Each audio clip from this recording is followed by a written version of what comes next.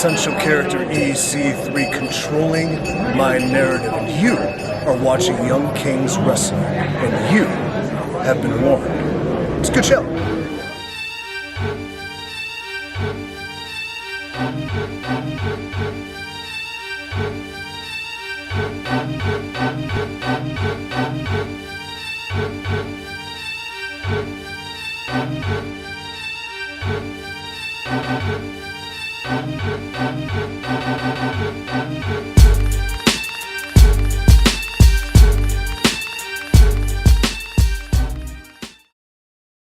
Welcome to a jam-packed episode of Young Kings Wrestling, episode 135, featuring the Sovereign Soundboard. As always, you can find us on most platforms streaming podcasts, including Spotify, iTunes, YouTube, Google Podcasts, iHeartRadio, among others. We got fans in like Romania. Facts. I was looking at the statistics the other day and I was like, whoa, Romania? Y'all tapped in. I don't know if they fake or not, but y'all tapped in. I love it. If you're listening on iTunes, leave us a review. Links to all the platforms and the merch are available at ykwrestling.com. I have some merch. Where my merch at? I got some merch for y'all. If y'all one of the few people still rocking masks, we got Young Kings Wrestling mask on ykwrestling.com. Hit the Teespring link. If you're looking for Black Lives Matter shirts, hit me directly. I will let y'all know maybe by next week. Just hit me directly. Facts. If you follow us on Twitter, join our conversation on social media using the hashtag YKWPod. As always, I am the thespian TC Fontaine, joined by Ravishing Reek Rude. How you doing this afternoon, Reek? Or whatever y'all listening to, morning, evening. What's going on? Yeah, I'm cool. I'm chilling. So I two things. I don't trust that we got a fan in Romania. That might be some hackers. Yeah. What? So but hold on real quick. If you a real fan in Romania, we appreciate you. But if you a fake fan, just know we kind of if. But yeah, go, my bad. Yeah. So the t-shirts, we hitting you directly for all the t-shirts now. Well, like if you want a logo tee, like the logo behind me, if you're watching on YouTube, you can just get that from Teespring. For the time being, hit me directly for any Black Lives Matter shirt. I will update y'all on that next week. Next week, y'all have an update on that. But a situation. Yeah, it's a little situation. I'm not gonna get into it right now because I will give time. I will just give time to hear things out. If we ever hear things out, and if we don't, then I will update y'all either way. But yeah, man. Oof. Oh boy, little controversy, you know. Yep. I ain't get no details, but you know. Yeah, nobody got any details. They've been it's been Casper since like Friday, so nobody got any details what's going on. Oh man, here we go. You tell me. Never mind. I'm not gonna talk about it right now. Real quick, shout out to SeatGeek for sponsoring today's episode. Yeah, SeatGeek is a ticket app that takes the confusion out of buying tickets. They put a 0 to 10 score on each ticket on their website. When you're looking to buy tickets, they give you a score to let you know if your seats are good or not, if you're getting a good deal or a bad deal, if you're getting a good seat or if you're sitting behind a pole and can't see nothing. They will let you know. They use like color coded. The worst seats are red. The best seats, bright green. Big facts. Listeners of Young Kings Wrestling get $20 off their first ticket purchase with the code YK Wrestling. So if you plan on going to Dallas this weekend, or if you're just doing anything in general and you need some last minute tickets for the endless events around Dallas this weekend, you know what's going on in Dallas this weekend. Save some money at checkout. Save some money on checkout at SeatGeek. I said that all wrong. Save some money at checkout on SeatGeek with the code YK Wrestling. Yeah, man. Real talk. We getting we getting some people out here. So, well, we up now. I know what it is. Absolutely. So go check that out. You can go whenever you buy your tickets on SeatGeek, or you just go to our website, click the link on there. It's gonna say Team SeatGeek. Absolutely. Yeah. So I'm going to kind of reel this in real quick. I have been slacking on my binge watching for Mania like I do every year. I haven't watched anything. Have you watched anything at all? Honestly, I just been watching. I know we're gonna talk about it, but I've been watching that new Evil doc on Peacock. Let's talk about it right now. Let's talk about it. Yeah. Because that's like, I like it because at the end of the day, when you look at the whole production of any wrestling show, it's like you can't put together a whole show. You can't put together a match without the bad guy, good guy dynamic. But it's like when you kind of deep dive into some of the most iconic, some of the most notable heels and bad guys in wrestling and what they do to get in that zone and to maintain that, it's like some people really got into, like Randy's in particular. I finished his the other day. Like, this dude like really went out of his way to like slap himself and go crazy. Like, you really think this dude is like nuts? Yeah, man. Like, this dude really got a screw loose to get himself, there. But a lot of stuff was random too. It's like you got Dr. Phil on there and psychologists talking about this. Like, yeah, they Flatbush just pull out Zombies all the stuff. Yeah, man. Like they pull out all the stuff. I seen Killer Mike on Killer Mike on Ric Flair. threw me off. Yeah, he on Ric Flair's episode 2 and everything. Like, he was on I think it was on the Brothers of Destruction episode 2. Yeah. Like, that one threw me off. I was like, why is Killer Mike on here? I didn't. I'm telling you, man. Like, some of these shout out to Killer appearances. Mike. Yeah, in fact. I'm like, yo, but then that tells you, like, too, that's how mainstream it was back then, and even still is to this day. So, shout out to y'all. It was random as hell. Like, I was so confused seeing Dr. Phil. Like, what the hell is Dr. Phil up here talking about? Like, I think the first time he popped up was on Sasha's. I'm like, yeah, no. Well, like, you don't belong here, sir. I get why they had a psychologist on there, because like we discussed what we're behind, like the psychology of like characters, but also like touching back on what you said, like that good guy, bad guy dynamic, that just goes back to just general storytelling anyway. Like plays, like theater, movies, every movie you've seen had a good guy and a bad guy. Even if the bad guy is the good guy in a sense, you know what I mean? Like Breaking Bad, for instance, right? Yeah. Like he wasn't good at all, but he was the protagonist. Everything revolving around it went through him, and the good person was his bad guy. Facts. It's the same thing with this. Like the first episode we seen, that who the first episode was. That person was a bad guy his whole career. Facts. Go check the tapes. That's why I tweeted too. We starting this out with this motherfucker here. That's the perfect person to start it out with. Yeah, like, he was always a bad guy. They neglected to mention that he was always a bad guy though. Of course. But anyway, you gonna cap. I knew it was gonna be, and that was why it's like, what was that? What was that story in there? He was like, in WCW when they was talking about him and what happened with Russo. I'm like, I'm taking that whole story with a grain of salt, because we know Terry gonna cap, and you big capper. Vince is like, he always cap, but it's like he just goes that extra mile to exaggerate a lot of shit. So between the two of them, like it's somewhere far in the middle. So I'm just like, yeah, y'all say whatever y'all want to say, man. I ain't going for it. Like Terry is a pathological capper.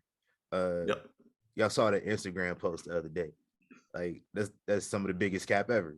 And I I mess with gender, right? That's cap. Oh God. Oh my God. I was so mad when I saw that. Like, you not serious, bro. Hey, heartbreaking. The worst person just made a good point. That's how I was feeling. But like in real life, no, Oh, it was cap. But hell yeah. what else we got on here on deck, man? Yeah, so I'm slacking on my binge watching because I've been watching like Oscar coverage. Like I'm trying to watch Oh all the yeah. Oscar movies. So like I prioritize my Oscar binge. And shit, let's talk about the Oscars real quick. You been checking out any movies that's nominated? Oh no, I don't even know what the list is right now. So let me nerd out real quick. Yeah. West Side Story. They had the West Side Story remake. Mm-hmm. Steven Spielberg. I think Yep. he's nominated for Best Director as well. One of the actresses in that, she was in Hamilton, and she's Mm. nominated for like supporting actress. What else, man? Benedict Cumberbatch is nominated for Best Actor, as is Will Smith, Denzel Washington, Andrew Garfield. Excuse me, I'm drawing a blank, man. But yeah, it's some heavy hitters though. Okay. I checked out Benedict Cumberbatch in Power of the Dog. That's on Netflix. So that's pretty solid. Yep. Kirsten Dunst is in there. Jesse Plemons is in there too. Which we gonna have. I think in film we need to have a conversation about Jesse Plemons and his place on the best actors of our generation because we watching him since like Mike. Oh man, that's right. Yeah, that's the Yeah, dude. he was the bully. Yeah. Oh my God. That was like Hey. 20 years ago. We were watching Hey this dude man. for 20 years. He was on Breaking Bad, Fargo. He's just been in like several different projects. Shout out to him though. I just found Yeah. out him and Kirsten Dunst were married. Did not know that. And they got like 2 children. Bro, I've been. This how tapped out I've been. Like, I mean, yeah, So all right, Flash. yeah, yeah. Listen, so I came to the studio today to record, and the lights were off, so that's why it took me so long to get on. I was waiting for somebody, and then I was just let's get on right now. So they just turned the lights on. So disregard that if you watch on YouTube. Yeah. But yeah. What was he talking about? I totally forgot. Jesse Plemons. Jesse Plemons, yes, he one of my goats. I just like watching him in this movie with Benedict Cumberbatch. Yeah, they play brothers in the movie, and it's solid. I think West Side Story. I think is gonna go for the upset just because it was on Disney Plus. Yeah. Yeah, my conspiracy tickers is just knocking off. So We know how that go. yeah. Also, if depending on what website you can bet on the Oscars, West Side Story What's is like a plus 3,000 odds for Best Picture, which means you can put down $100 and win 3,000. You can put down $10 and win 300. I'm thinking about putting down $10. I could use a free $300 off of. If I can win some money off of my conspiracy theories, I probably wouldn't know that. no, like I think he was the first person that I heard that said that you could bet on the Oscars. Like, it's what it's come to now. Oh my goodness! Because this sports page actually stole my screenshot, and it was like, "Oh, you can bet on the Oscars now." Like you've been able to bet on the Oscars for a while. It's just like you can't go to a casino and bet on the Oscars though. You got to use a website. Not FanDuel either. But all right, enough non-wrestling talk. Let's talk about some more wrestling. I'm gonna get back to my Mania rewatch. I got a whole nother week. So after this Oscars over with, we're going on it. Let's see if Will Smith is favored to win Best Actor, and I don't think they're gonna give it to him, but we'll see. Probably. Triple H. Shout out to Triple H, man. One of my absolute goats. Talked about all the time. Go watch link on ykwrestling.com. Go watch our last Raw reactions we did. We watched Triple H return in Madison Square Garden back in 2002. Rewatched that, gave our like live reactions to it, watching it back. It was dope. But unfortunately, he had to retire due to the heart issue that was reported last fall. He actually explained for the first time what happened, and we almost lost him for real. Like it during the time, like the silence that we were hearing on it, it seemed like it was a very serious matter. I didn't know it was like the fact he said like 12% of his heart was actually operating at one point. Yep. That is insane, bro. Yeah. And he started talking about like he was just like thinking about like, you know, it was kind of it was one of those eye-opening experiences as human beings where like you just realize like damn, like you kind of take life for granted. And everybody experienced that at some point, you know.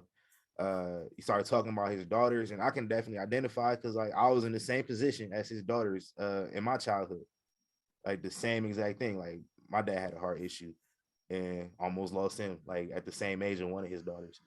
So that's crazy. And I didn't think we were probably ever going to see him wrestle again anyway, but it's unfortunate. It's a definite now.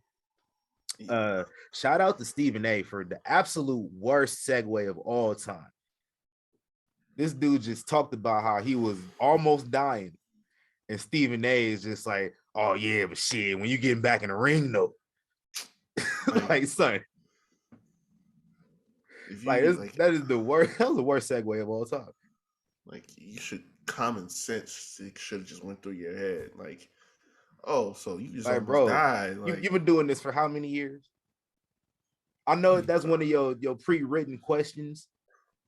Call an audible, fam. Like at that point, call an audible.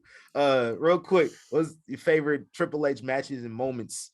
I think we probably talked about a few of them during the other video, but like I got exposed to so many more, like seeing all the love come out, the fact that nobody loved this man during his in-ring career. We could talk about that later, but I mean, they don't love you till, you know, what did Jay-Z say? They never really miss you till you dead or you gone. That's the facts. I mean, there's a bunch, man. There's a whole bunch. I talked about him versus Cactus at MSG at the Rumble. The not a lot of people talk about this one, but it was on that DVD that they made history of the WWE Championship. The first time I saw it was SummerSlam 2000. I think it was just 2000. Him, Kurt, and Rock for the title. That was underrated. Good. Yeah, right. The year 2000, I think, is underrated. Like, if WWE always talk about the Attitude Era as a whole, they'll never talk about the year 2000 specifically. Nope. Which is probably their best year, I think. Yeah, man. But him and Sean pick a match. I mean, because they didn't really have bad ones. SummerSlam 02, Hell in a Cell, Armageddon, Rumble 04. Might be my favorite. Yes, that's up there. That's up there. Rumble 04. All they matches was go time. Like they was trying to kill each other every match. You had the Unsanctioned. You had the 3 stages of hell. Yep. I think the Rumble one was Last Man Standing, wasn't it? Yep. Yeah, and then Hell in a Cell that same year. Like they was going crazy. Yeah, man. Yeah, they had the triple threat at Mania with Redacted. Yeah.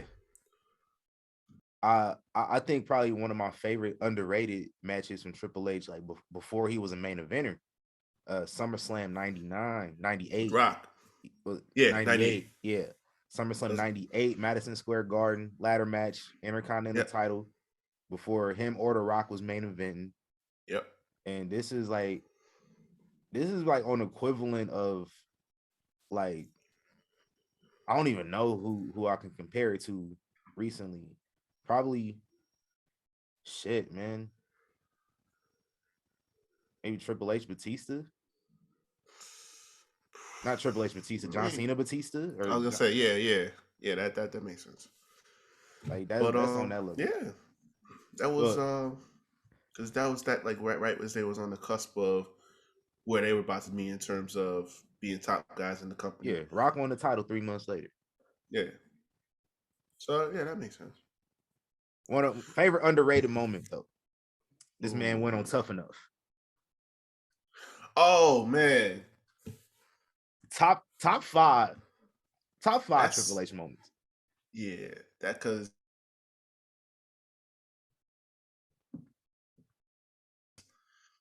that was where like you couldn't really tell, where the line was. He blurred the line so good. Yeah, because he was just punking the shit out of these dudes. He's like, take a bump right now. They take a bump. And like, you know how demoralizing it is? Just like nobody is really like knowing what they doing because they all training. And this man is just uninterested in what they got going on. It's crazy. 1 hour later, 2 hours later, 3 hours later. Can you move it along? I'm all out of time cards. Technical difficulties, but we back. We was talking about Triple H, right? Yep. Favorite Triple H moment, underrated moment, tough enough, went on there, talked this shit. Yeah, you get it. That was an accident. That was the wrong one. Disregard that. Disregard that. We'll get into that later though. But hey, shout out to Triple H. I don't know no Triple H, but this is all about the game. That was for you. Oh, that was man. Yo. Hey, that's my track too. Hell yeah. I was listening to it before I cut it up. I was like, damn, I need to play this whole tape back, man. Oh, summer 2010.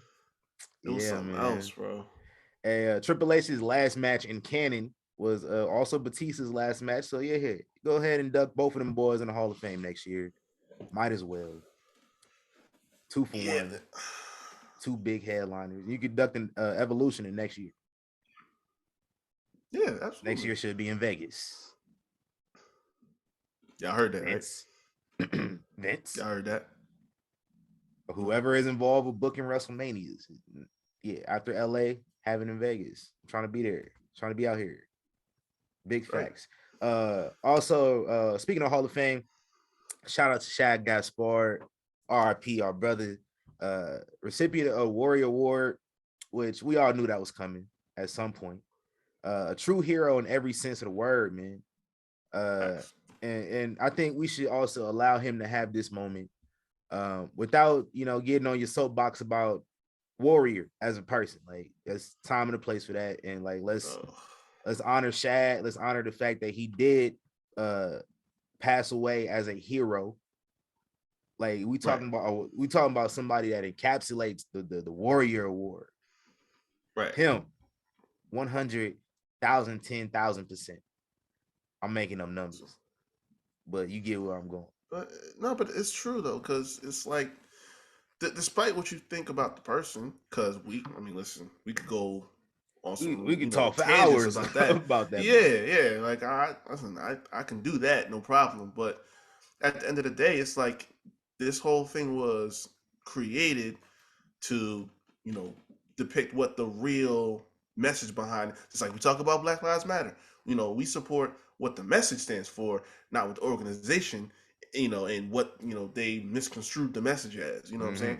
The same thing here. It's like, the person, once you find out who he really is, might not have been, what he represented on screen, but it's like, no, we use this platform to say, what, this was what the message was supposed to be, and this person personified that. Boom. And Thanks. Like you said, Shad is the best example of that, because it's like you can't write a better story than a dude literally risking and giving his life to save his kid. Like, yeah, come on now. And it should have happened before, but now since this is going to be like the first Hall of Fame with fans, yeah, he deserves it. And it's a perfect, exactly. I don't even remember who got it last year, to be honest. I actually feel bad about that. Yeah, I have no idea. I only remember. Honestly, I only remember the black recipients of the Warrior Award. I'm not even joking. Eric LeGrand. Yeah, I'm about to say they're the one that stood out. Yeah. The Jarius Robertson, the Saints fan, and now Shad. They're the only ones I know. Because they stood out. Like Connor the Crusher, him too. I know him. Yeah. Because it's like they had character. They stood out. They gave like they gave you a highlight. During the Hall of Fame. The whole weekend. It was like, oh, that's what. Especially Jarius, man, and Connor. Jarius and Connor. You get little kids that. Absolutely. Yeah, man. Leah still should have won the Warrior Award at some point, though.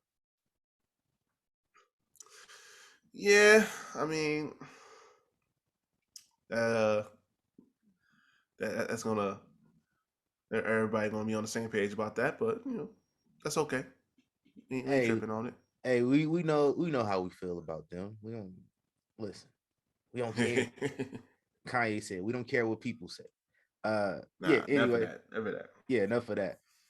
But we do got outside of WrestleMania weekend coming up next week. We got other shows as well going on. Everybody piggyback off of Mania weekend. No, nobody in wrestling outside of the two main companies that pay everybody the most. Nobody makes more money in any weekend than WrestleMania weekend. Everybody wrestling. Everybody going to cons. There's so much going on. I can't wait to experience it one day. I've never experienced it. Shout out to my co-host here who has experienced a WrestleMania weekend. I have not. I will. It's crazy, man. I'm trying to next year. Definitely in Vegas though, for sure. But TNA Impact, they still TNA. I call them Impact, but they still got the essence of TNA in my heart to me. The multiverse of matches featuring talent from New Japan, Ring of Honor, and Impact Wrestling all on one show. It's gonna be crazy. We got the Good Brothers. We got the Good Brothers versus the Briscoe Brothers. Jay White versus Chris Sabin. We got I think there's an Ultimate X match for the X Division title as well. So let's go, Chris Bay. And Deonna Purrazzo's defending her Ring of Honor, and I forgot there was a AAA women's titles against a mystery opponent. So I don't know who the mystery opponent will be, but that should be interesting as well. Okay. So I'm gonna check that one out. I might have that one going at the same time as the Hall of Fame. I think it's the same night. So that's Friday, right? Yeah. Also on Friday, we got the Ring of Honor Super Show. We got Jonathan Gresham versus Bandito. Winner take all for the Ring of Honor Championship. Some people booking the shows can't help themselves. I digress. We told y'all. Wrong type of bumps, baby. We got the Briscoes versus FTR. So the Briscoes are wrestling twice that night. Two different shows on pay-per-view. Crazy. For the ROH tag titles, FTR probably gonna win those because so they can say they won every championship possible. They got New Japan really to check off after that. Basically. Swerve Strickland versus Alex Zane. We got Jay Lethal versus Lee Moriarty, which that's gonna be a good one right there. Which you get two black brothers in there going crazy. I'm all for it. And Josh Woods versus Wheeler Yuta for the Ring of Honor Pure Championship. So Josh Woods gonna put that thing on the line, probably lose it. That's crazy. So yeah, that's gonna be a good show. I can't wait for that one. But real quick, we got WrestleMania predictions and Takeover. Not Takeover. It's not Takeover no more. It's Stand and Deliver. Yeah. We got those predictions coming up. But before we get into the predictions, let's welcome back the peasantry. I'm packing the edits, guess what?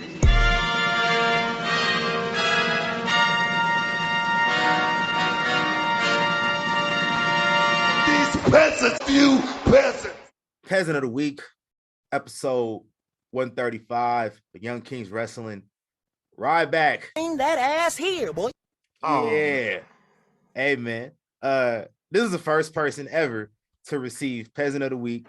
And what happened to that boy? That's history right there. It's history right there. You understand? And in response to Triple H announcing his retirement, Ryback joins in with everybody, giving out their tributes and posting and giving Triple H his flowers while he can still see him finally.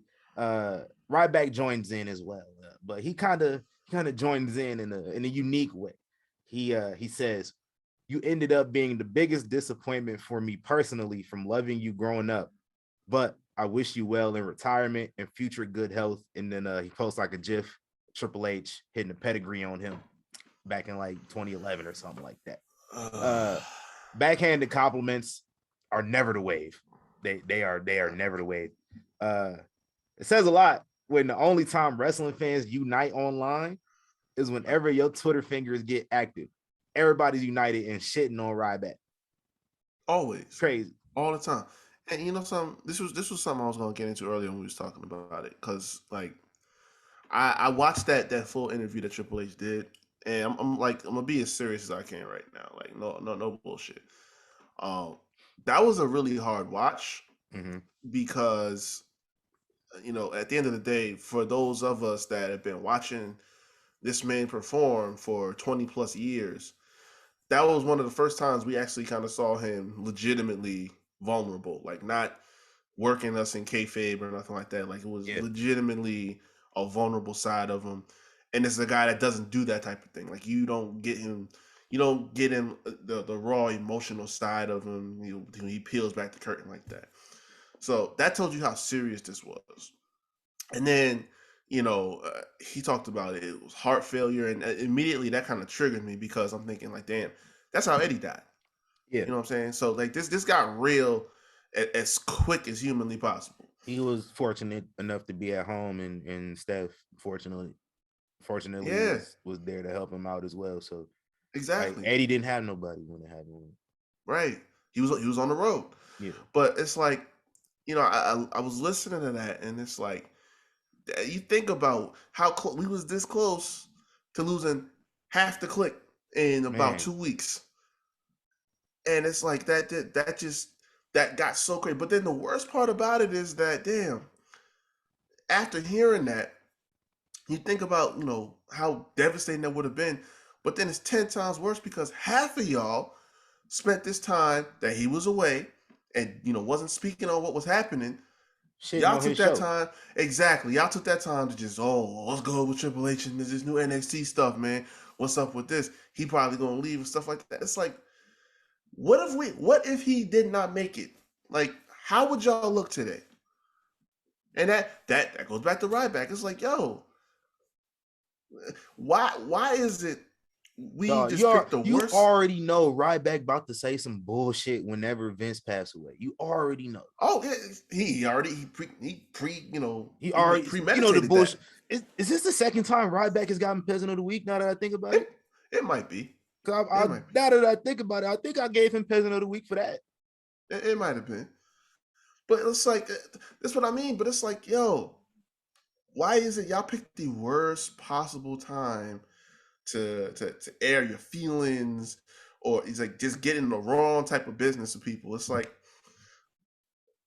I said this on here before. We forget so much that these people are human beings at the end of the day because y'all so focused on your entertainment. Like, yeah, they signed the contract to do this, but it's like that's not their everyday focus when they wake up in the beginning of the day. It's like these people have lives and their health to think about. And all y'all get focused on is how this is going to affect your entertainment, and use Twitter to start getting all in your soapbox about this, that, and the third, and not even thinking about, damn, is this person good physically, health-wise, mentally? Yeah, man. And then you hear some shit like this, and it's like, damn. Oh, man. Yeah, like, how soon y'all forget? Man. Can't stand y'all niggas. Peasant of the Week. But wait, there's more. Yeah. Hold up. What? I told you it was jam-packed. Oh, okay. Shad Khan. Bring that ass here, boy. Bring that ass here, boy. Hey, our first ever father and son Peasant of the Week. History right there, you understand? Yeah, man. I'm not giving it to Tony this week, but he's gotten it before a couple times. Yeah. Now his pop's getting it. His pop's getting in there. He shut down his did you know that he owned a network called the Black News Channel? Yeah. I did. I found it out a couple months ago. And I was like, oh, that's interesting. He owns it. I'm probably not gonna watch it. Mm-hmm. But he shut down the channel, and that's good enough for Peasant on his own because we don't really have resources for Black people to get their news updates. They getting their news from these mainstream sources, which like a lot of the times they not really fucking with us. You get your news from Black people, they kind of gonna tell you the truth a little bit more. Not all the time, but that's neither here nor there. Not him shutting down Black News Channel is not why I'm giving him Peasant of the Week. I'm giving him Peasant of the Week because in response to him shutting down the Black News Channel, Mark Lamont Hill, shout out to Mark Lamont Hill, you know, seeing him out here all the time. He responded, I guess, like I said, I did not watch the Black News Channel. I'm assuming that he was one of the contributors to the Black News Channel. He said the real exclusive is that he's refusing to give people their paychecks today. Hundreds of employees, many of whom already took significant pay cuts, are now being denied money they've already worked for Khan. A billionaire simply doesn't want to pay anything. Yeah, man. So, hell no. Like father, like son. Dog. I think I told this story. It was one of the guests that Matt had on his show, and she had posted a thread on Twitter about how when she had a parent that went to see Shad speak at some event or whatever, and talked about how this dude basically spent that entire time, like an hour plus, just filleting himself in front of the whole room. And it's like, that got me thinking, damn. Well, we know wonder where Tony get that from. Exactly. We know exactly what we're dealing with now. Then, you know, all these people that are confused or taken aback by, you know, what we've seen from Tony at this point now that was hype on AEW. It's like, no, this was predetermined. We knew what was going to happen, you know. But no, this don't shock me. This don't shock me at all, man. Y'all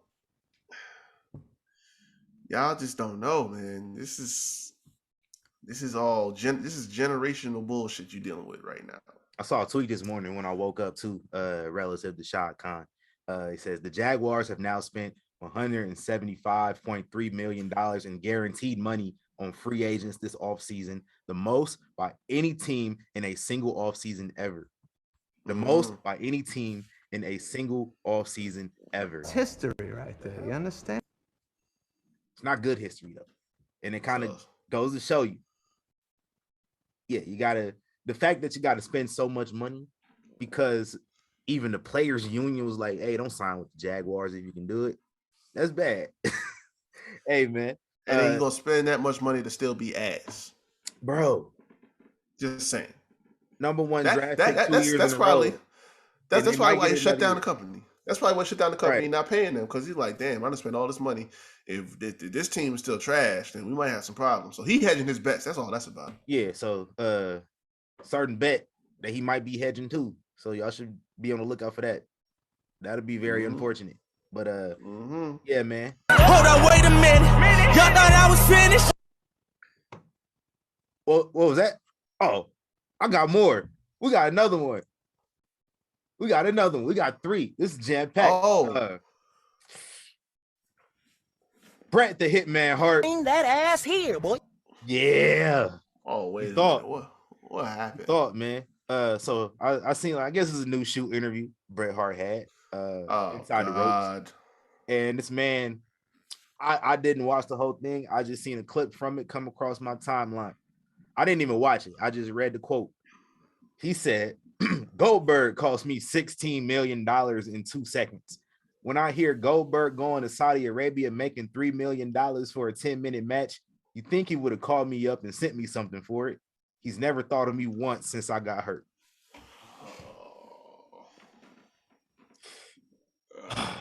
Mr. Hart.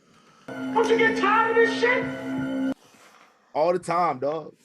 Don't you get tired of this shit? It's like a bitter baby mama politicking for child support payments. Like, that's exactly what it, because I don't understand for the life of me. If Bret did not have, you know, the career that he had, there would be no reason to talk about this man whatsoever, because all he does is bitch and moan about the past. Like, we gonna act like you didn't have all the accolades in your career that you had. You gonna act like you didn't get put in the Hall of Fame. You gonna act like you don't get celebrated for everything that you've done in the business. It's like, okay, yes, you got, you know, the infamy was around you getting screwed over. Okay, cool. Maybe it was real, maybe it was a shoot or work. Who gives a fuck? It's a part of history now. But it happened. But you know, y'all squashed it. Y'all water under the bridge. Eventually, it took a long time, but y'all got there. You went back on their programming, and you wrestled matches for that same company. Won a championship. He was U.S. champion That you knew you couldn't defend. Exactly. So I mean, like, listen. We haven't used this quote in a while, but is Uchiwali isn't one mic? Like, yeah, man. Listen, you gonna go there to get a paycheck, but you gonna complain about them or someone from there in the same breath. It's like, yo, listen. And what's stopping Bret Hart? What's stopping Bret Hart from collecting the Saudi Arabia check? Ain't not a damn thing. He can do the same thing that Hogan and Flair did a few years back. I'm about to say they love that nostalgia shit. They told them Bret Hart is coming to Saudi. They're gonna they pack that place out instantly. So what's the problem? But like my biggest thing is like, yeah, you're gonna bitch about Bret Hart, whatever. I mean Goldberg. You're gonna bitch about Goldberg. That's what you're gonna do. But like the fact you feel entitled to think that this man owe you some money. Like I don't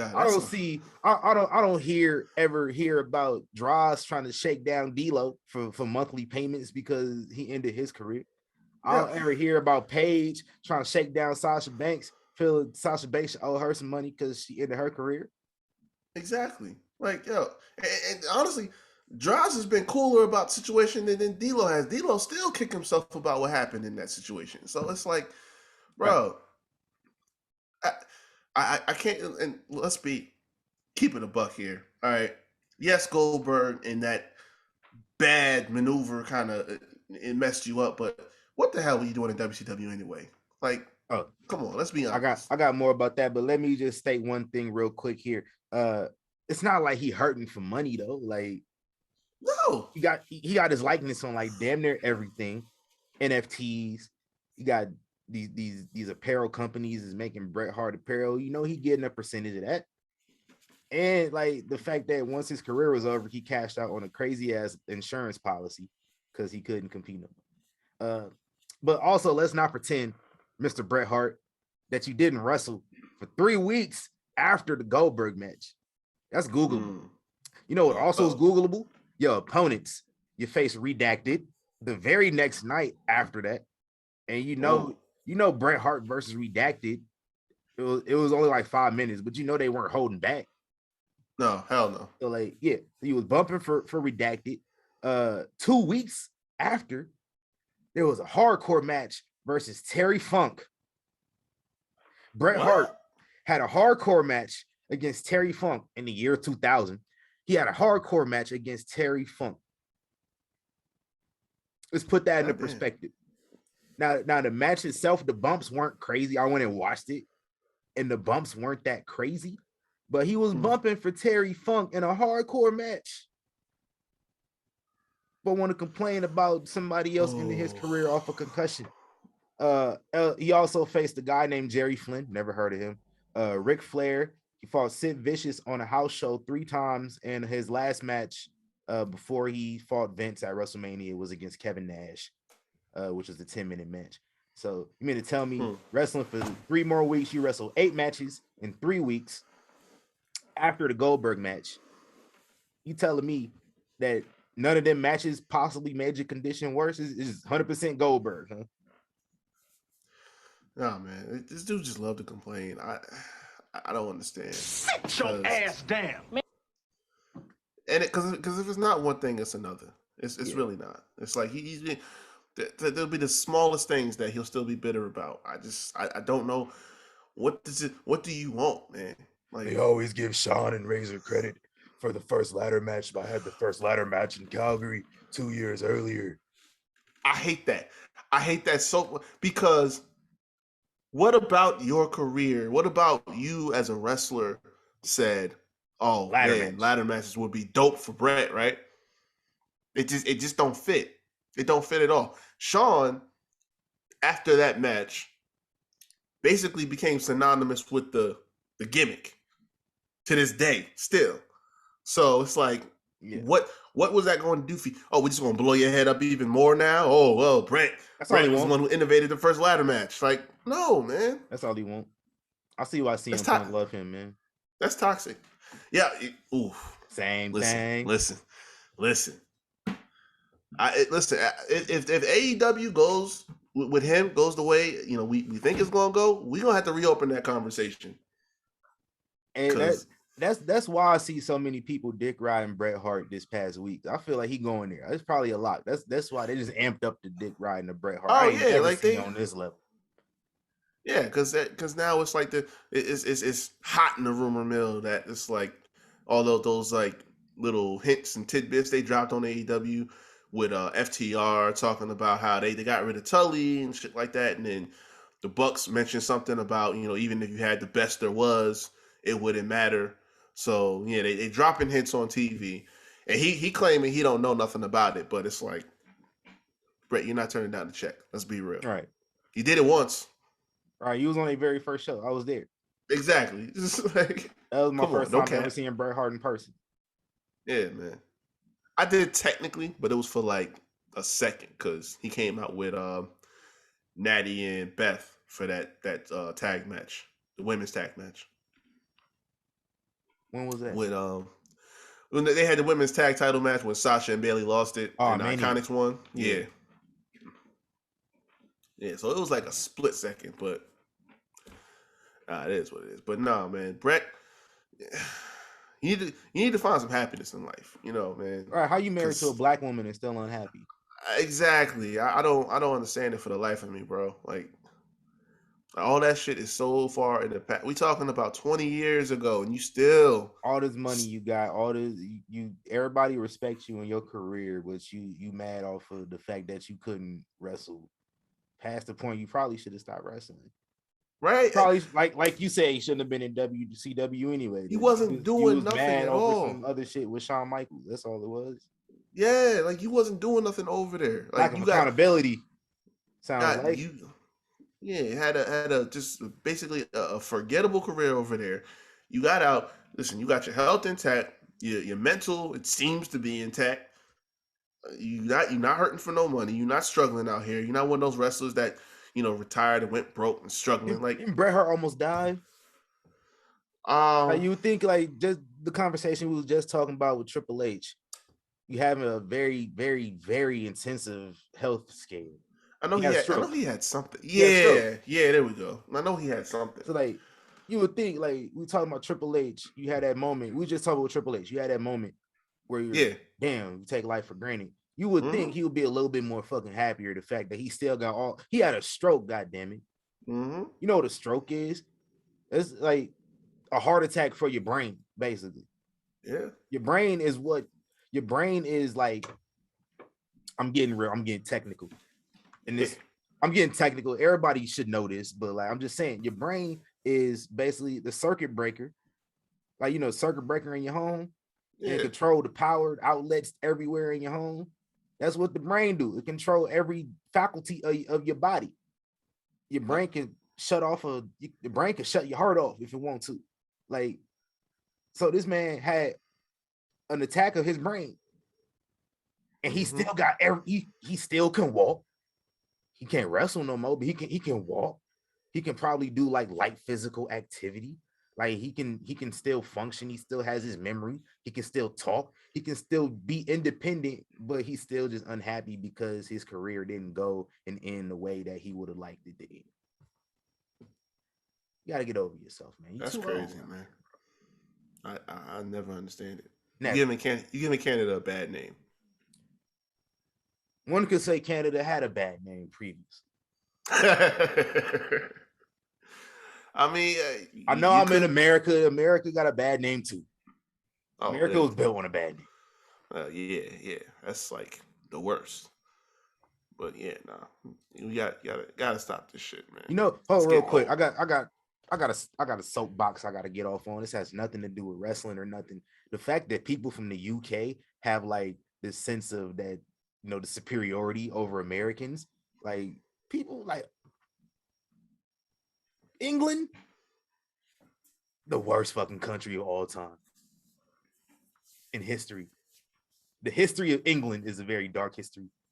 Hell yeah. England is responsible for the most Independence Days in the world. Fact. Oh, I my seen people. God. I seen they opened a Popeyes in London for the first time, and people were saying it was the spiciest thing they ever had. Gee, I wonder why. They got the mild, and they said the mild was too spicy. Stop. Come on, bro. It's cap. Oh, It's cap. oh my God, man. WrestleMania weekend, WWE putting on 3 shows, man, and the Hall of Fame, Yep. and what else they putting on? WrestleMania Raw and WrestleMania SmackDown. You got the Dre. Who you got winning the Dre? Oh, listen. If he Omos. should, if it's gonna be on Raw or no, it's gonna be on The SmackDown. Dre's on It's gonna be SmackDown. Yeah. Nah, it's not gonna be. I hope it's not. No, Nah, who? Omos got something. Omos gonna have something else going on. I just Omos is read in the it. Dre though. Yeah, he's not gonna win though. He's not gonna win. I don't think No, so. Cause he might have something else going on. this guy got to do little Almighty something. Yeah. I seen that man name come up. I got a heads up. I don't want to know tomorrow. Tomorrow is something to watch out for. So yeah, I don't know if he's gonna win that. Damn. Because Damian Priest win the Dre, man. Fuck. Yeah, because like outside of Omos, I can't think of nobody like that they really would put in I was that saying spot. it's gonna have Bad Bunny win it, but he got he shows the working. whole weekend in Miami. So yeah, he working. Cause that's what I want. Like next year, honestly, like if you wasn't doing nothing, like yo, bring him back and let him do it. Hell yeah. But nah, man, he working. Sleeper pick, it probably ain't gonna happen, but maybe like Gable, since he finally done with college wrestling, he having debuted that week. That was, bro. I actually thought that when they was talking about him on Monday, like they was showing that he won the championship again, and I was like, that might be a little sneaky pick to win it. Yeah. They might announce him late. That would be dope. That would be a great way to debut him. Right. Omos is my pick. This is the way they've been building him. But if they got something else going for him, Damian Priest. That's my pick. Yeah. But we started off with Stand and Deliver on Saturday morning. It's morning for me. It's gonna be like 10 o'clock in the morning for your boy. So damn, I'm about to be lazy as hell all day next week. It's gonna be crazy. Let's get into these predictions, man. In the ladder match for the North American Championship, Carmelo Hayes, the A champion, he don't miss. He defended it against 4 other guys. Solo Sikoa, which is I ain't gonna lie to you, that's my pick right now. Just because I'm biased. Solo Sikoa, Santos Escobar, Grayson Waller, and a 5th opponent yet to be determined from a last chance field of Cameron Grimes, A-Kid, and Roderick Strong. First off, who's getting the final spot, and then who's your pick? I'm gonna say it'll probably be Cameron Grimes. I think AK would be a good pick, but like he just got down to 2.0, so I don't know if they're gonna, get him, in that spot so quick. But Cameron Grimes been hanging around for a while, and I don't like this new direction that they're going with him. That's kind of beat. But we know he can do in ladder matches, so that's gonna add just another layer. He was trained by the kings of ladder matches. Exactly.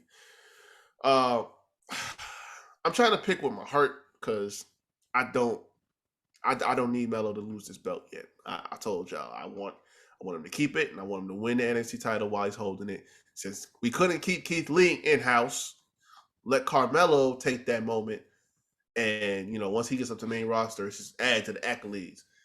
But I got this shaky feeling that's gonna be Santos though. That's what I'm leaning towards. So I'm not gonna pick with my heart because it fails me more often than not. So I'm just gonna go with Santos on this one. Yeah, my bias pick is Solo. I was gonna go with Santos just because like he's been on TV a lot. like in prominent positions on TV. Yep. And I think we said this like the last special show they did. They lose all the damn time. Legato loses all the damn time. They don't win shit. They don't win a damn thing. Give them some momentum. This ends this week. But yeah, I'm going with Cameron Grimes for my final spot too. To the moon. Yes, sir. Next match. Tell us why Tony D'Angelo is gonna beat Tommaso Ciampa. Let us know. Cut a promo for us. Well, this is man, enthusiasm is low. It's low. Bring it up. Oh, I gotta work my way. A real promo. I gotta work my way there. So I need an Ultimate Warrior promo. This is the big finale, kids. I need a Terry promo. I need a Macho promo. I need energy 100% of the way. This is the big finale right here, right? So there was a time where Tommaso Ciampa ruled the roost. He was the guy, and he was the standard bearer in NXT. And then along from the river, off the boat, came a man named Tony D'Angelo, and he stormed the gates of NXT 2.0 with rage and fury and crowbars, and just started swinging and putting guys in trunks of the car and bribing his way all the way through a slew of NXT talent, 2.0 talent, I should say. The likes of Pete Dunne. So some high names on the list here. But now count them down, my bad. I can't think of more right now. But now he's taking a shot at the guy, the man, the best heel in wrestling at one point in time. Mm-hmm. And has made his statement. He's going to be the Don of NXT 2.0. And I've already said it. I've already declared it. Tommaso Ciampa, unfortunately, time's up, homie. Because Tony D said, listen, I came here for one thing and one thing only. You know why I'm here. I came to take not just your spot, it's my spot. Because this show is mine now. Because 2.0, as we know, is the land of the new talent. We already talked about the A-Champ. We talked about, we've been talking about, Toxic Attraction, the new talent, Cora Jade, Braun. Like, this is their show. And Tony G is right up there at the top of the heap. And I'm gonna tell you how I said it last week. This is how it's gonna go down. Ciampa has to go out in a blaze of glory, man. It's gonna be emotional. It's gonna be hard. It's gonna be tough. And he's gonna fight his ass off, but at the end of the day, Tony gonna look him in the eye and say, forget about it. And swing that crowbar off and put the man down. The Blackheart dies on Saturday in favor of the new Don to be Tony D'Angelo. You're welcome.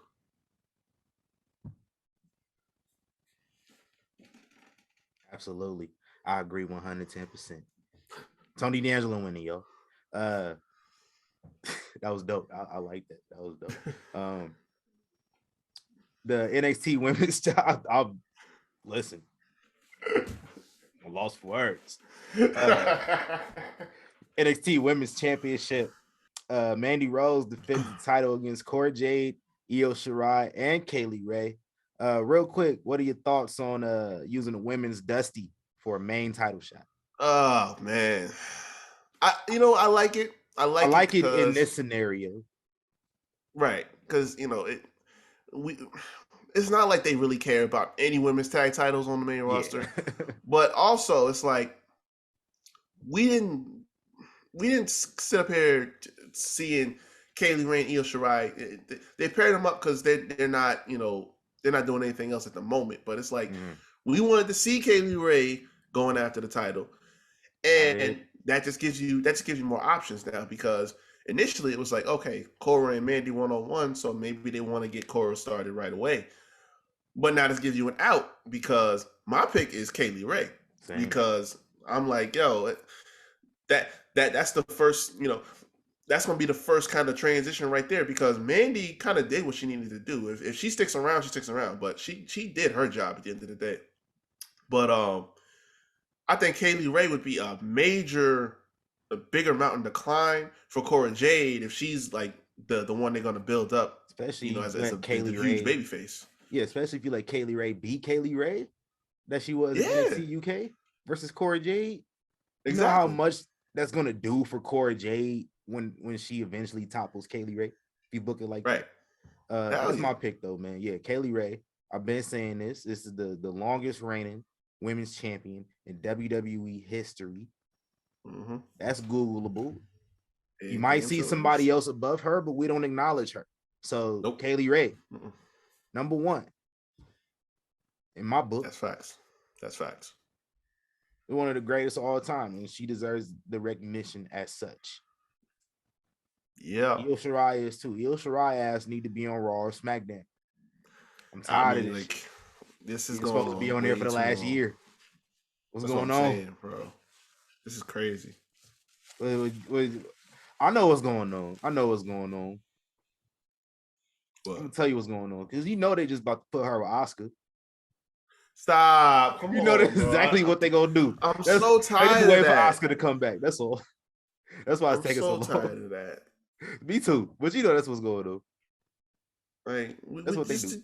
We just said it. They don't care about these women's tag teams, so why create another one? They don't. But at least they get EO something to do. I don't think she'll get lost in the shuffle with Oscar. Like they can get lost in the shuffle together. Absolutely. Speaking of tag titles, the NXT Tag Team Championships on the line in the triple threat. Imperium puts the belts on the line versus MSK and the Creed brothers. Who you got winning? Oh man, it got to be the Creeds because I don't know why MSK felt like they could just insert themselves into a feud without no kind of like reasoning or nothing like that. Y'all just came out and said y'all got next. Like, no, sir. There's a process to follow here. There's the Dusty Cup winner getting shot at the titles. They want a Dusty. They get the shot. Who are y'all? Now, I'm assuming this is leading to a heel turn, so I'm just gonna take it for face value on that.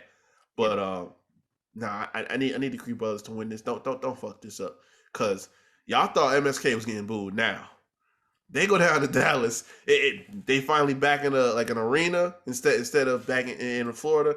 Yeah, man. They got a crowd. You know, NXT crowds are loud.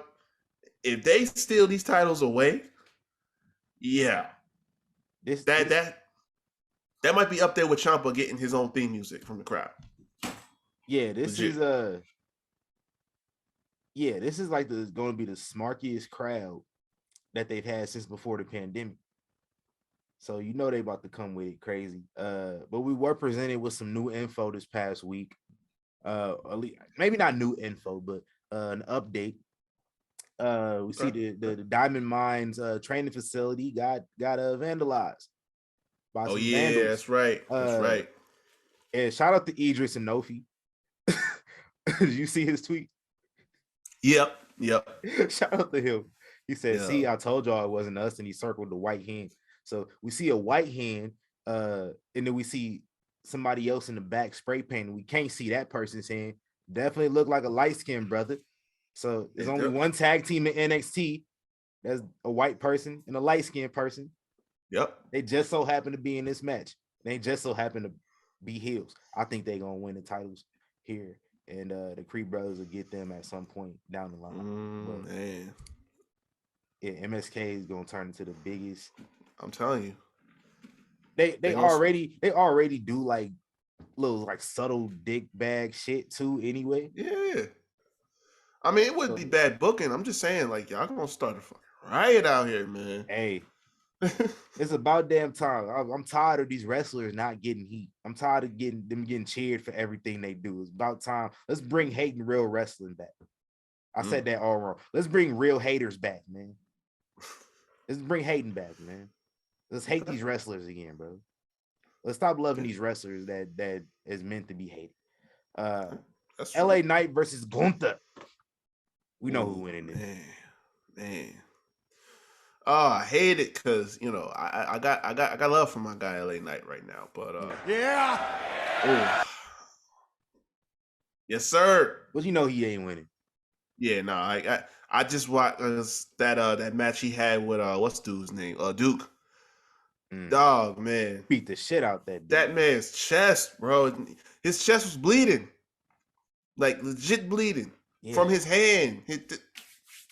The end or palm of his hand broke blood from this man's chest. I don't know if this man is even human, but I do know he's going to win this match. So that's what's important. Facts. And then for the NXT Championship, we got Dolph Ziggler versus Braun Breaker. Dolph Ziggler. Yeah, it's Dolph. It's Dolph. Yes, Who you sir. got winning? That's my dog, boy. Ah, man. I'm torn on this one because it's like same. We know that we know Braun is going up, so it's like it's not like he needs to win this match, but at the same time, would you really have Braun lose clean to Dolph on this big show on Mania weekend? On this brand that's built around guys like him? You know what I'm saying? Like honestly, I'm gonna go with the safe pick and say Braun because like you made him lose the belt. He didn't get pinned. He didn't get pinned when he lost the belt. And it's WrestleMania weekend. I just feel they want to give him a moment. That's why they had him lose so he can win it back at WrestleMania versus retaining it. Like it'd be a bigger moment. He win during WrestleMania weekend on the same day of WrestleMania, right before WrestleMania. Yeah, you know what? That make more sense that way. That's gonna swing me. I'm going with Braun. I think that's the only thing there. I wouldn't be mad because that's my dog, but yeah, but maybe they still bring him up too. Yeah, they could as champion. Like they did it with Kevin Owens. They did it with Charlotte Flair. So they did it with Paige too, I think. Yeah, yeah. She was technically. They didn't mention Paige and Charlotte. I'm about to say they don't acknowledge the fact that Paige was a double champion when she debuted on Raw. No, she Sasha, beat AJ. Charlotte. Sasha, it was Sasha. Yeah. But she debuts on Raw. She wins the Divas Championship. She's a double champion. But we don't acknowledge NXT titles on main roster shows, so. And back then it made sense, but like Dolph whenever if it's this weekend or whenever he loses the title, he's gonna come back on Raw, and they just gonna neglect to mention that he was NXT champion. Watch. Even though he was on Raw as an NXT champion, exactly multiple weeks. This selective memory is killing me. It's crazy. But night one of WrestleMania is a few hours afterwards, and we're gonna go straight from Braun Breaker possibly being NXT champion again for the second time. And the very next match we're gonna see on WWE programming is probably gonna be Bianca Belair versus Becky Lynch. There's a lot of B's. It's a lot of B's, my bad. For the Raw Women's Championship. Who you got winning? Oh, y'all know what time it is. Y'all already know what time it is. It's a long-term booking, boy. Come on now. I'm on my own against the wall. Precious building. I'll never fall. Bars. I'm saying, like, night we closed out night. If they have to open the show with this, it's fine. A perfect opener. Yeah, like I'm not gonna be mad. It's just don't tell me that this is the opener and a certain other women's title match is gonna close the show because that's just stupid. They've already established that other match is not closing the show. So they better not. No, they've been established. It's not. It's not. So, but we are owed this moment. That's why I wish it was gonna be there because we had to sit through what happened in the summer on that bullshit. So I wish I could be there to see the end result of this long-term booking because we owed this. Yeah, and I hope when Bianca wins the belt that y'all get to celebrate with some alcohol, get some beers or something because I couldn't do that when she lost it. Oh man, terrible. That's what happens when you had cashless arenas. Facts. And the system go down. You can't get nothing. That's terrible, bro. Anyway, and they did it on purpose. I know. I know it was on purpose. I don't care. It was a nationwide thing. Like I don't care. It was nationwide. It was on purpose for that event. You can't tell me no different. Nope. But next match we got on here, Dom and Rey Mysterio versus The Miz and Logan Paul. Who you got? Oh, do we have an "I don't care" soundbite? Yes, we do actually. You want me to play it? Yeah. It hit me with that. I'm here to tell you right now, we don't care. Let me tell you, we don't care. There we go. That's I true. don't That's care. true. I don't care. Because it's I haven't cared about the build. Like, you want to know what really took me off the build? When they were in Cleveland a few weeks ago, and the Miz is just shitting on Cleveland and like shitting on Baker Mayfield. Like, I didn't see the Miz on Instagram and on ESPN and all this shit shilling for Baker Mayfield like 2 years ago. It just took me out of it. Like, Miz, like last time I think they were in Cleveland, this dude came out there with the jersey on. Like, bro, I saw a clip of this the other day. He went on First Take to have a shouting match with Stephen A. Smith regarding the Cavs, because I think it was right around the time when LeBron was about to lead the Cavs again. Yeah, because he was going to be a free agent. You know the bandwidth you have to have a shouting match with Stephen A. And over Cleveland, like, stop capping, bro. Even as a heel, you got to stop capping. But I didn't care about this before it was announced. Don't care about it now. I don't think they care about it. I think this is just a way to get a celebrity on the show. Yeah, that's it. Put him with the Miz. So, I mean, it also don't help that motherfuckers don't care about the celebrity either. Next up, we got Drew McIntyre versus the happy Baron Corbin. And I don't care, bro. Because first off, I'm gonna just hit him with the soundbite again. I'm gonna hit him with the Stephen A. Y'all know I love me. I know I love me some Baron Corbin. I fucks with Drew McIntyre, but listen, I'm here to tell you right now. I'm here to tell you right now, we don't care. Let me tell you, we don't care. Because first of all, two biggest pay-per-views in WWE, premium live events. The two biggest premium live events are WrestleMania and SummerSlam, right? Yep. So this is WrestleMania. And it's a Drew McIntyre match I don't care about. And a Drew McIntyre feud I don't care about. Same thing just happened at SummerSlam. So I don't give a damn. Honestly, bro, happy Corbin. Have him win it. Fuck it. I don't care. Because if you have him win it, at least you did something different from the last big pay-per-view you had. I mean, I guess. I said this a couple weeks ago. Like, if Drew is leftover lasagna, y'all gotta like put him in the oven or the microwave or something. Hey, this lasagna might be freezer burnt, man. You might have to make some more. Yeah, it's just like I don't know what happened. He just went to SmackDown and just like all the momentum and stuff that he done built over the last couple years just like dropped. It was cold a couple weeks ago. Now it's like frigid. So I don't know. It's because they trying to keep him away from Roman as long as they can, and it's like shit. At this point, I'm not gonna care that much. Like, I'm not gonna feel like he's credible. Yeah, because you're gonna have to rebuild him all the way back up, and like, how do you do that? You're gonna run the same shit you did with him trying to get the Money in the Bank like you did last year? Oh my god!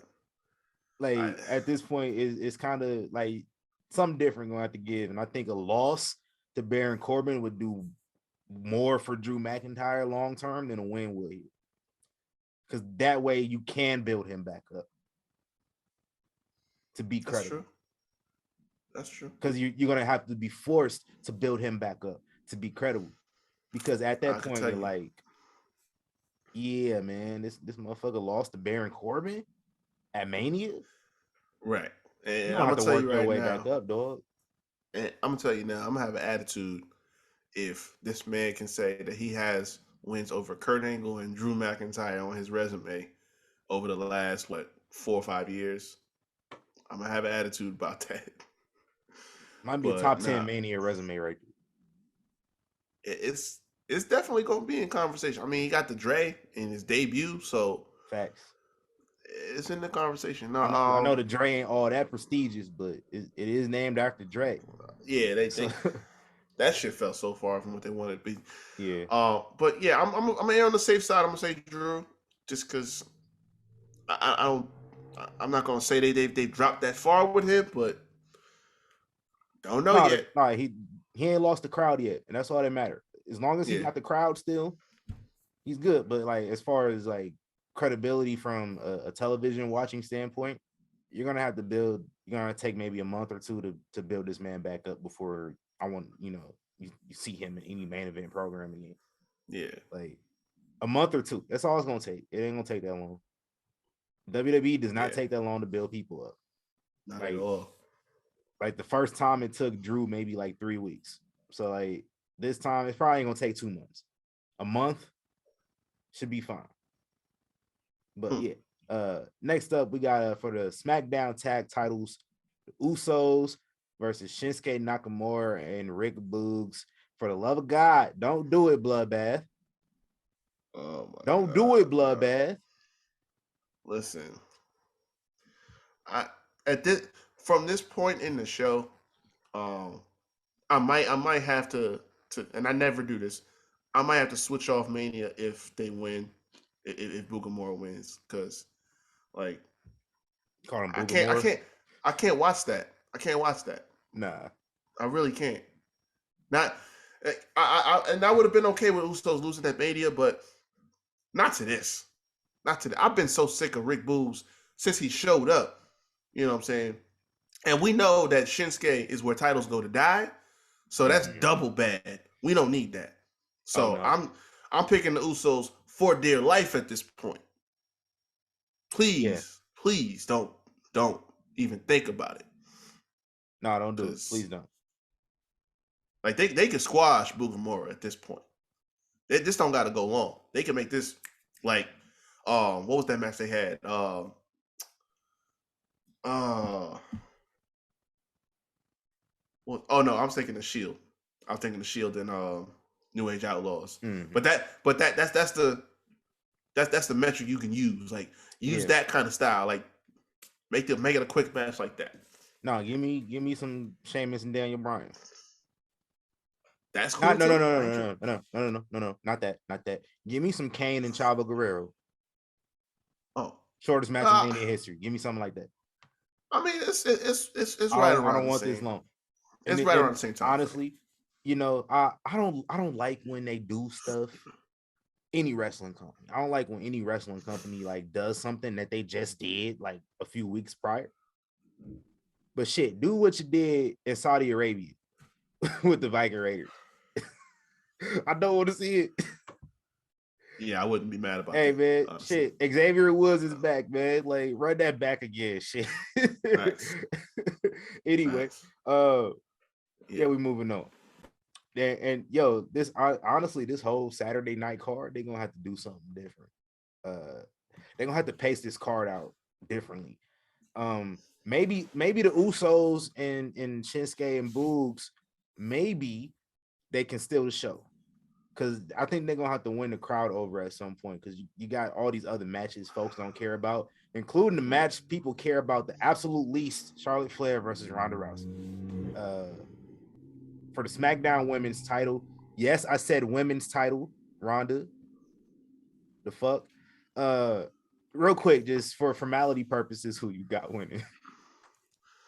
I mean, Charlotte, please, Charlotte Flair, plees, for the love of God.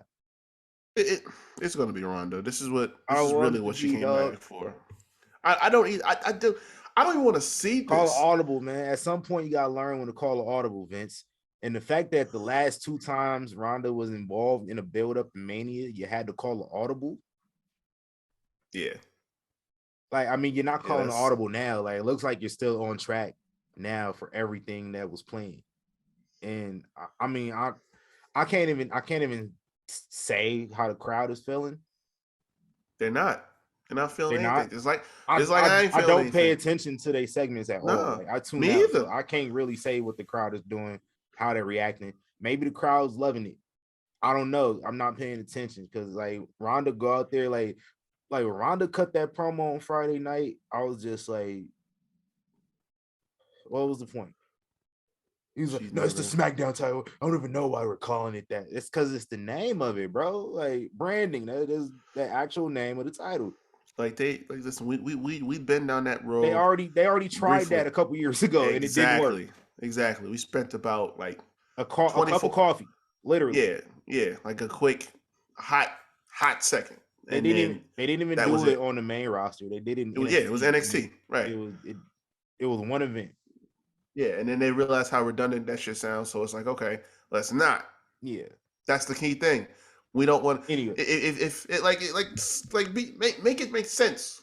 You know, you have how many titles already? You can't just differentiate if you're not going to say, okay, this is for the men, this is for the women. Like, grow the fuck up. But no, this is the thing about this match though, because it says something when you can clearly see that, in particular, Charlotte just is like not caring about anything that's going on here.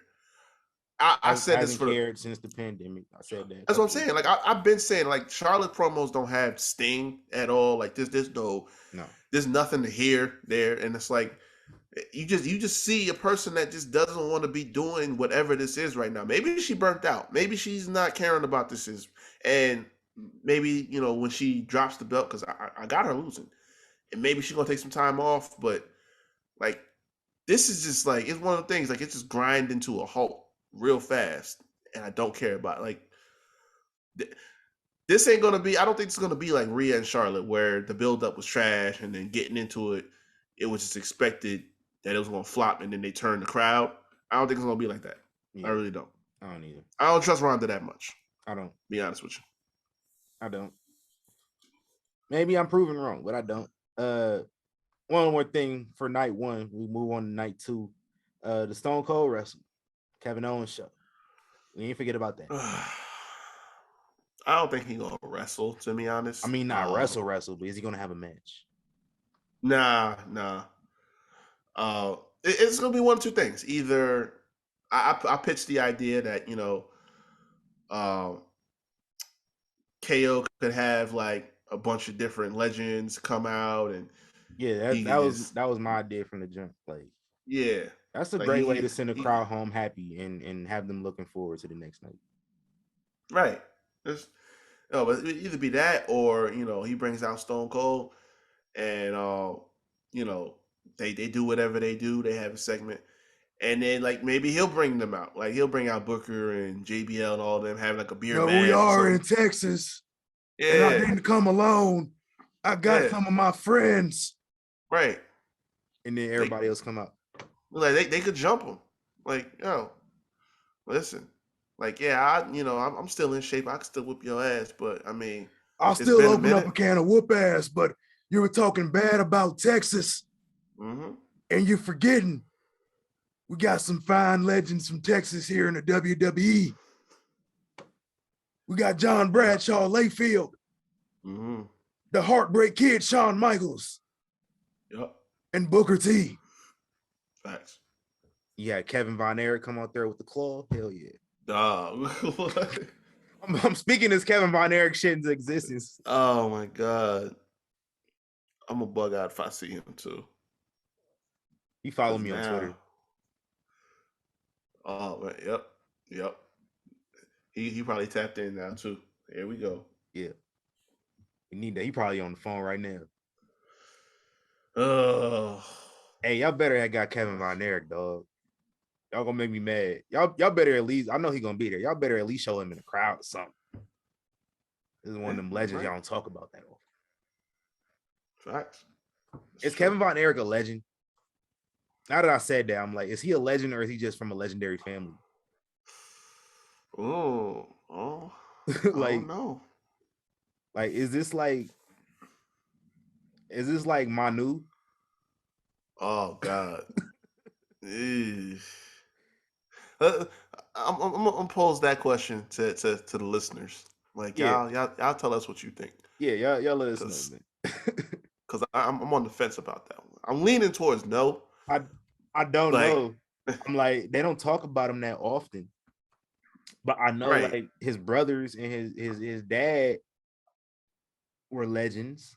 A couple of his brothers, but like he's the only one that was wrestling that's still alive. So like, is he really a legend? Like, I'm about to Google it right now. It's Googleable. So real quick break. We're gonna Google this because I need to know. This came up, and I just need to know, fam. So I'm waiting for Wikipedia to load up right now. Yeah, I'm trying to get some confirmation on this, at least a little bit. All right, let's see here. It's an honest question. It is. It is an honest question that's worth us pausing this for right now. Kevin Von Erich, and he's in the Hall of Fame as a member of the Von Erich family. That don't mean he's a legend though. Like Coco Beware's in the Hall of Fame. Right. He won a lot of championships in world class championship wrestling. So I guess we can say he was a legend. He was an NWA American Heavyweight Champion 5 times. He won a tag title 4 times. So yeah, I guess we could say he a legend. He not a legend, but he a legend. Yes.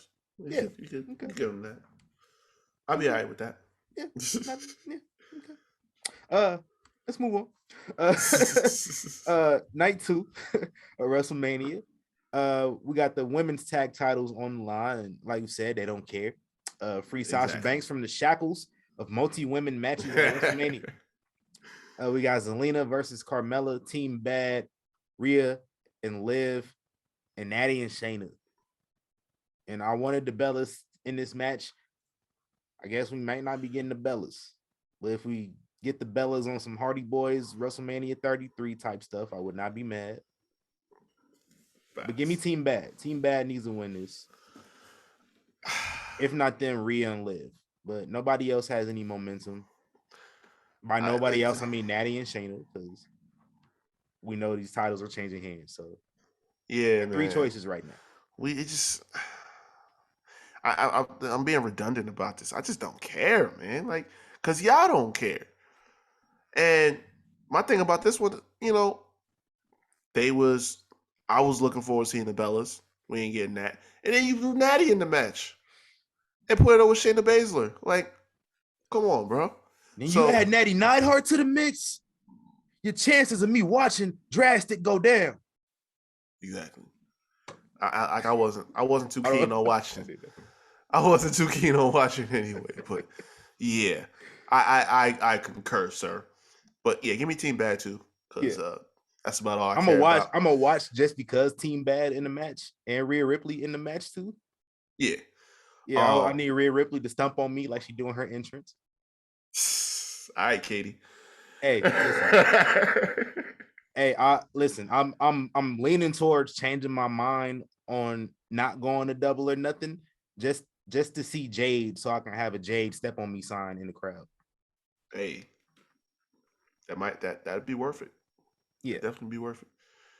But yeah, and so when they do win, because I feel good about it. We're not gonna count that as Sasha's first Mania win. We're gonna count it as like half a win, because she needs a singles win to get on the right track. Yeah, because it's been too long. Yeah. So I'm gonna give a special. It's like it'll be like what's the honorable mention? There we go, honorable mention. But it's only gonna count for like half. We need a singles victory with just Sasha and the music and all that good shit. Need that. Facts. Yeah, Team Bad. Next up, we got Johnny Knoxville versus Sami Zayn. Anything goes. I told y'all this is my sleeper. Yeah, this is my sleeper. Yeah. I got this one. Might be, and this is my problem with the structure of the card, because this one of these between this Pat and Theory or AJ and Edge needs to go on night 1. They keep shuffling the card around. They definitely need to. Night 1 is going to be so like deflated if all they 3 need to of put these Edge matches. and AJ on night 1. Yeah, man. Like that, because the way night 1 looking, man. Yeah, because I said, like, depending on like which night this is on, this match could be like potentially steal the show. Now, if you put it on night 1, hell yeah. On night 2, you're gonna have a little bit of competition. It might be pretty tough. But I said it y'all heard me say, if it's a regular match, nah, it's gonna probably be Pat Theory. But anything goes. Listen, it's Johnny Knoxville. He does this shit for a living. Right. He been trashing his own body for 30 years. Like, listen, and listen, Sami been doing the best work of his career. So you're not gonna sit up here and tell me that this is not gonna be worth 2 years watching. straight too, by the way. Right. So this is obviously this was going to be good from jump, but now it's just going up to another whole like I'm leaning towards saying Johnny, but I feel like this thing is just going to be taking the crazy ass bumps. Sami will probably still win at the end of the day. Yeah, Sami's gonna win. Johnny not gonna win. Yeah, there's just no way. There's no way. Pat McAfee versus Austin Theory though. Who we got in this one? Oh, now that we talked about it. Yeah, so I don't know who it's gonna be. It's not gonna be Vince, so stop listening to lies. But somebody gonna help Theory win this match. I think so, because as good as Pat, is in the ring, and I said this before too. It's like there's always something else, some other aspect to it that's gonna help him along with it. Like he got to work with Adam Cole, so Adam was taking the lead and stuff like that. And Theory, has plenty of experience, but it's like in terms of main roster and how they do Calling stuff. Match at Mania. Yeah, he's still fresh in. So something else is gonna factor into this. But I think it's just gonna end. It's still gonna end with Theory winning, because it's like the way the trajectory that he's on, he'll probably be in the main event next year, something like that, on one of the nights. So I'm gonna give it to him. This one. Yeah, I don't know. On the other hand, like this one's tough. This is one I really don't know who's gonna win, because I feel like the way Pat McAfee been kind of getting punked, he got to at least like sneak a win out, and then you can have Austin Theory maybe get some heat back after that, or you could just have Austin Theory winning. But I just think, just to be safe, I'm gonna go with Austin Theory for now. We'll see how that turns out. You said somebody gonna help him. Yeah, I don't know who though. You think the money gonna be coming? Oh man, that's more long-term booking for y'all out there. So I wouldn't be shocked at that completely. Just Jordan 1s in a baseball jersey, just running down the ring. Oh my God, shuffling just. That Rumble. That got some talking points out. We'll see. We're gonna see. We'll see about that next week. Before the Raw Tag titles, this one I'm looking forward to on night 2. RK Bro versus the Street Profits versus Alpha Academy. First off, who I'm picking. I'm picking the brothers. Not just because they brothers, but just because I think it make more sense for them to win. RK Bro's losing. Does Riddle turn on Randy Orton? I don't think it'll be on this. If anything, it'll be the night after, like the Raw after Mania. But no, like I'm gonna be a little bit more go out more on a limb, and I'm gonna say this is gonna be Street Profits' best performance to date on the main roster. Yep, that's what I'm calling. And damn right they're gonna win, because Street Profits just in general are good for the show, but the edgy Street Profits are great. Yeah, and we seeing more edgy Street Profits, and I need to see 110% of that at Mania, so y'all can win, and we can just move on after that. I need that. Facts. Match of the night, I think AJ Styles and Edge. Oh man, who you got winning this one? Ooh. Oh man, I tell you, this one is tricky for me, because it's like neither guy needs it, but it's what's the end game going forward? Because AJ is at that that transition from heel back to face, Edge is going from face to heel again, and I think you said this before. Like, this Edge got to win a world title before the year is out. Yeah. So by that reasoning, like, I could see him winning, but it's like, too, AJ could win and it won't take too much off of Edge, because I think this is definitely, to me, is going to be match of the night. But I don't know, man. Like, I'm definitely torn about this one, because like both guys got an easy case for winning the match. I don't know. I'm stuck on this one, dog. Like, I want to say AJ, because like that's just the typical idea. Like, Edge done gave him the concerto and tried to take him out and everything like that, and he's got on this whole God complex thing like that, and AJ's looking at like he's coming in like kind of like the underdog basically. But I don't know. Edge has been on fire since he's been back. Like, he ain't missed a day. Like, so I'm gonna pick AJ Styles. I'm gonna pick AJ Styles. One, Edge has been winning a lot.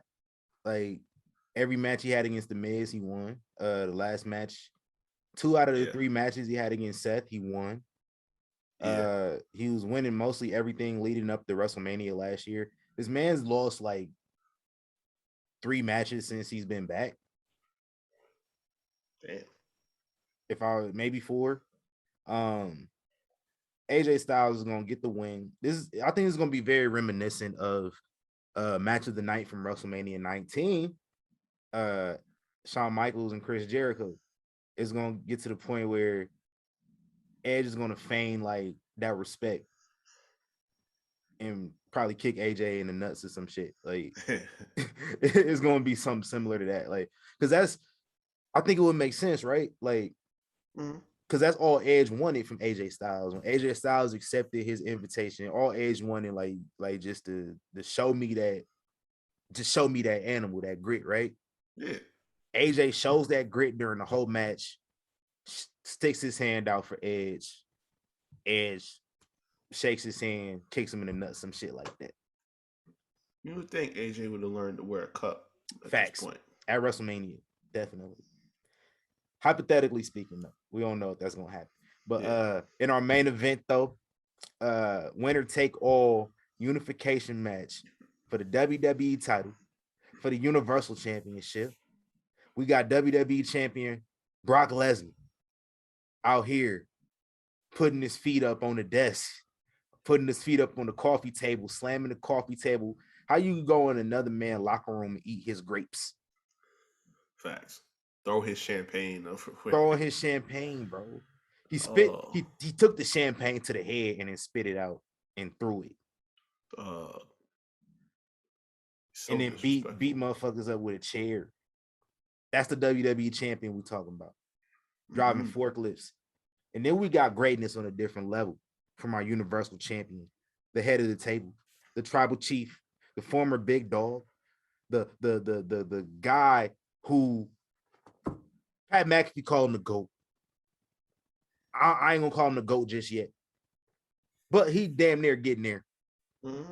Roman Reigns, Brock Lesnar, in the biggest match in WrestleMania history.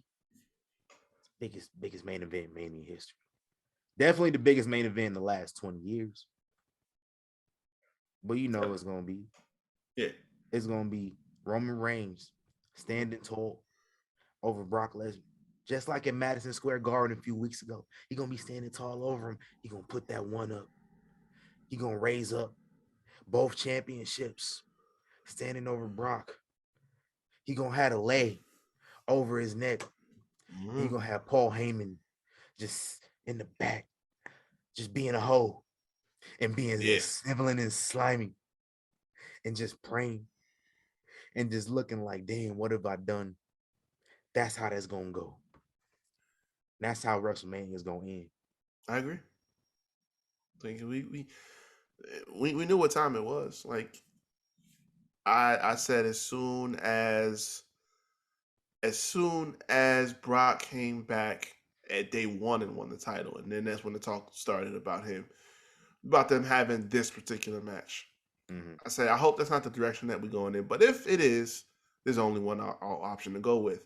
Like, you don't spend the year and a half, no, I'm sorry, almost 2 years that Roman has been champion and hasn't lost since the end of 2019. You don't spend all of that time just for him to lose to Brock Lesnar. When you spent 3 years trying to build him as the guy to beat Brock Lesnar. You just don't do that. Yeah. So, like, there's no other result to bring out of it. I don't care what you do in the match. It's not like, if we take out WrestleMania 34, they don't have bad matches. 34 was just one of them things that nobody wanted to see, so it was always going to fail. But yeah, they can put on great matches together. This Roman versus this Brock, if we would have gotten that from the beginning, we wouldn't have to be doing this for a third time, but it is what it is. But no, like, no matter what you do, it's got to be the end result. I told you how Roman needs to lose the title, and we ain't there yet. So until such a time comes, keep the ones up, because Tribal Chief season. Facts. I can't wait for this match though, man. Big meaty man slapping me. Can't wait. Yeah, it's gonna be fun. It's definitely gonna be fun. How many matches gonna end the submission? Oh, stop.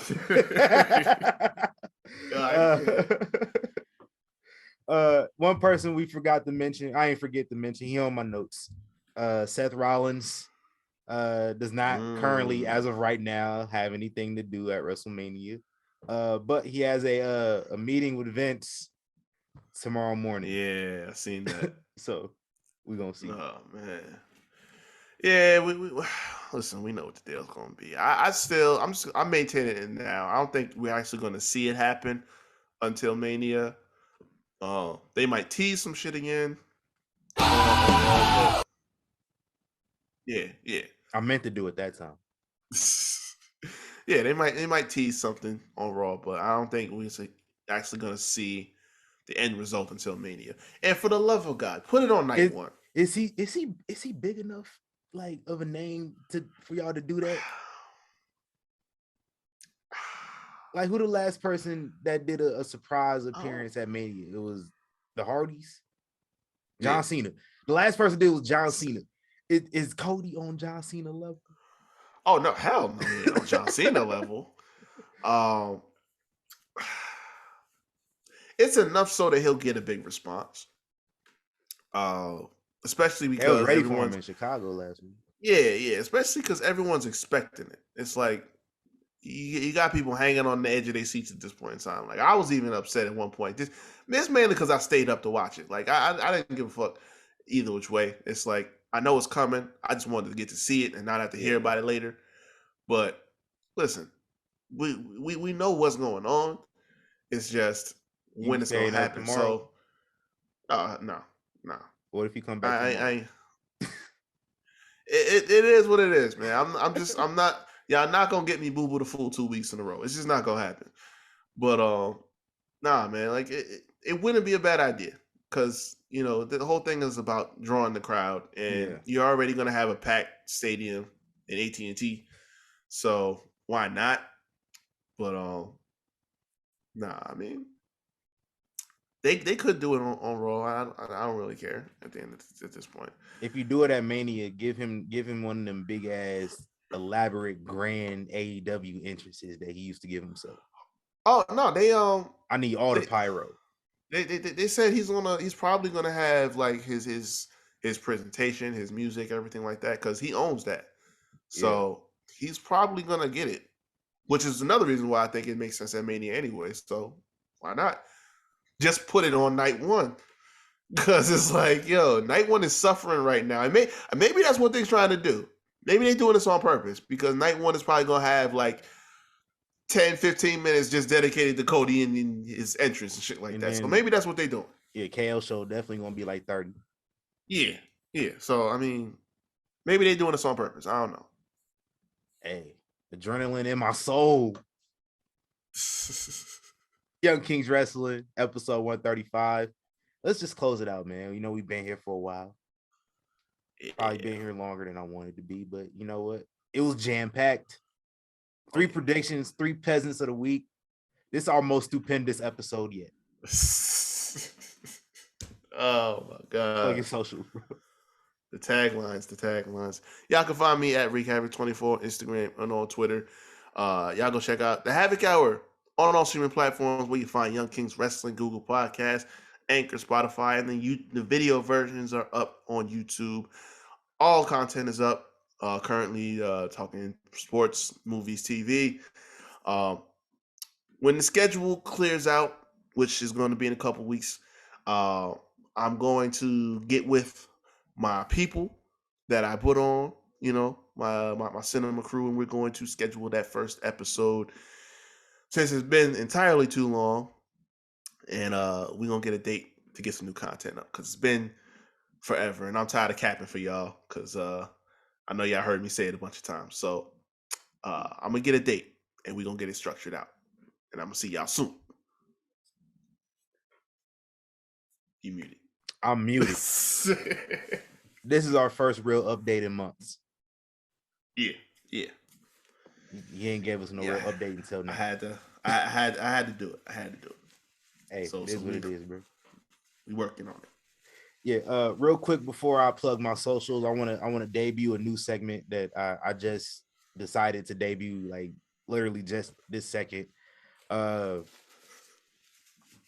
do you mean by that? Tweets from our Impact World Champion Moose. Oh man. He said, I kidnapped a woman before to prove a point. You think I care about what you guys think about me spearing Josh's wife? That's just a Saturday to me. Context. Always lead with context. Because first of all, not all the people watch Impact. I don't even remember that happening. I don't know when it happened. He speared Josh Alexander's wife. I don't remember because I was watching Impact this past week. I seen he showed up the week before that at Josh Alexander's crib. This, you know how much you gotta hate somebody to fly to Canada, customs, go through customs, like fam. You had to go through. You had to fly out of a U.S. airport. Yep. So you had to go through TSA. Through the border too. You had to wait to board the plane. You had to get on the plane and fly. You gotta wait for the plane to take off. That take like 10 to 15 minutes sometimes. Plane take off. I don't know how long it take to fly from like Nashville, or I'm assuming Moose live in Florida like every other wrestler.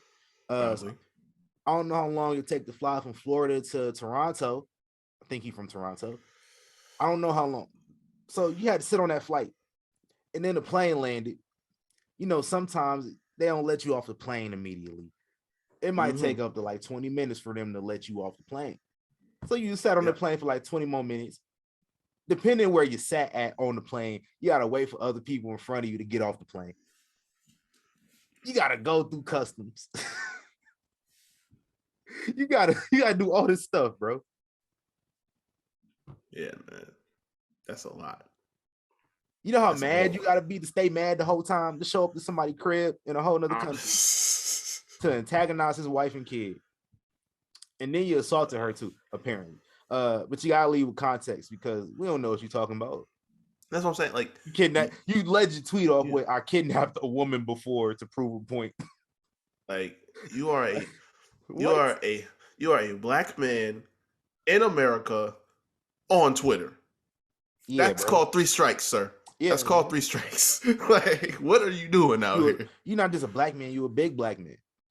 Right. Massive big black man. Hey, man. Yeah, always preface tweets with context if they're gonna be some shit like that. Please. I'm just saying, hey man, Young Kings Wrestling, I'm TC Fontaine, the thespian TC Fontaine. You can follow me on Twitter at tc.fontaine. That's Instagram. Sorry. Twitter is at TC Fontaine by itself. Follow my Instagram where I post my photography. I was about to mispronounce that word. I was about to butcher that word. Oh no. I was about to say photography. Dead ass, bro. I'm glad I stopped myself. I'm about to sound stupid out here. You can follow my photography page. FOY Photos 702 on Instagram. Go to Young Kings Wrestling everywhere, ykwrestling.com. Buy you a logo tee.